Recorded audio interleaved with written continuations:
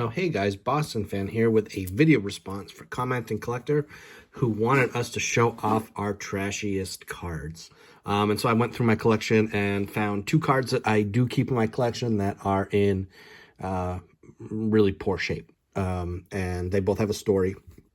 The first one's been in my background for a while. It's a 1976 Dwight Evans. And this was what those back pages would call a wallet card. Actually, I also had a Mordecai Brown that I pulled out of a Cracker Jack box on the back. But I carried this in my wallet when I was a kid, probably through high school. I also, I guess, Mookie Chilson, I at one point pinned it before it was my wallet card. I considered it my lucky card. And it was much less faded. There was not nearly as much snow when I got it, so it was much more bright before it went in the wallet. And I got this at an elementary school, like, outdoor fair that they had at my school. There was a guy set up with cards, and he had grab bags for like $1 or something. And I remember the highlight of that being a 1987 Topps Kelly Gruber first Topps card, and being super stoked to get that. This was in that grab bag. It was at the time, I think, my oldest card. And when I got it, it had this big, you can see right there, it had this crease right through the middle. So it came super creased. But it was a pretty cool card. It was my first 76, my first really anything vintage card. It's also the first card that I remember really looking at the picture and like noticing that it was the Oakland A's in the background, and that because this was 76, it couldn't be a picture from 76, so it must be a picture from 1975. I knew a little bit about Red Sox history then, so I knew that it was kind of neat with the Red Sox and A's in the same picture. And then for whatever reason, I just decided that was going to be my lucky card. And so it went in my wallet. I think it went in this old sleeve too, where I've been keeping it. The sleeve shows a lot of wear. So it was in my wallet for certainly all of high school, middle school, probably a lot of elementary school, or whenever I got a wallet. I don't know where that crease came from. I don't remember that crease. There's a crease right there coming with it. And it's certainly been rubbed and snowied. But I've been keeping that in my background. I found it within the last year or two, and I was like, oh, hey, it's my quote-unquote lucky card. So if I have a wallet card, I never really responded to those back pages, but it would be the 76 Topps Dwight Evans, number 575, because I legitimately did just decide in, like, it was like 3rd grade or something, 4th grade, 2nd grade, something like that, that was my lucky card. I don't know why I picked it. Maybe it was because it was a Red Sox card and it was older. Maybe because it was already damaged. I was like, might as well go in my wallet. I don't know. I don't remember the thinking, but that's what it was, and that's what it always has become. And then another one that I have in my collection is this great 65 Topps Tony Conigliaro, 2nd year. Now, when I got it, I considered it his rookie because it had his rookie cup. Of course, he has a 64 Topps prospect card.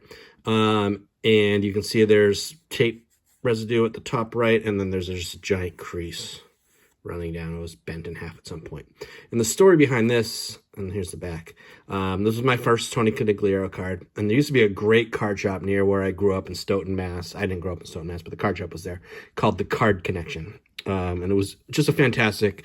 The guy had great stuff, lots of packs, but he also had tons of boxes of like commons of all the 80s and late 70s sets, which towards the end of its existence I used to go through. And he'd also have like boxes on the counter, like 50-cent cards and 25-cent cards. You could find some good stuff in there, and kind of build like a superstar collection. But he also had behind the counter, me and my friend asked one time, and he had vintage cards that were off condition. And he pulled them out for us one day and said, you know, I'll give these guys to you like super cheap, like they're all off condition. He pulled out one. It's slightly wrinkled. It's a 65 Topps Leaders card that has Mickey Mantle on it. He sold that to me for, I think, $1 or $2, which is really cool, but that's in my vintage collection. But this was part of it. He sold this to me for either 50 cents or $1. I can't remember. There might have been one other card that I picked up. But it was just cool seeing all that vintage stuff. It was probably a Leaders card, actually, rounded corners. No, you know what it was, and I should have pulled it down.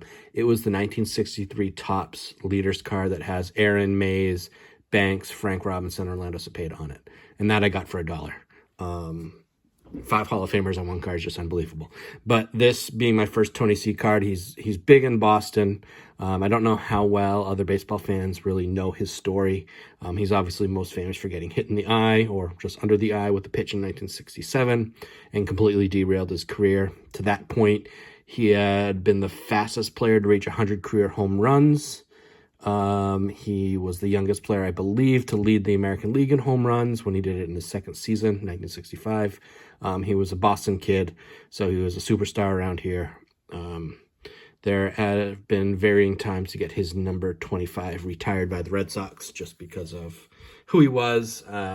So that was like a 50-cent card. I love the card. I will eventually probably try to pick up a nicer condition one, but I just think it's a gorgeous card. Just the green's really nice. I love the Red Sox logo, the rookie cup. It's a great picture of Tony C.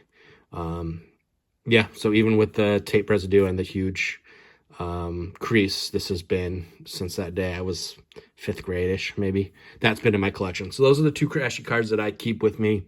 I don't remember how trashy that mantle is. There is a small crease on it, but I wouldn't consider it a trashy card. And then the 63 that I got in the same purchase has some rounded corners, but again, not trashy. Like this card is very obviously just bad condition. But I valued it and I still value it. It's a really nice card, cool card. Yeah, so the Evans, which I've kept back there. I might keep the Tony C back there now too. So yeah, so for commenting collector, here's the 2 trashy cards that I actually keep in my collection, that I don't just have in some box hidden somewhere, but these are actually out and part of my active collection. Are 2 poorly conditioned cards that I've had since I was probably 3rd grade, probably 5th grade-ish. One was a wallet card, and then the other just, I thought it was a cool looking card, and younger me considered that a rookie card, and that was good enough for my rookie collection and Boston collection, all that stuff. So, yep, those are my trash cards. I hope you guys, actually it's trash day here, so fitting. It's also trade deadline, and I'm fitting this in right under the July 31st deadline. So, commenting collector, thanks for the opportunity to do the video response.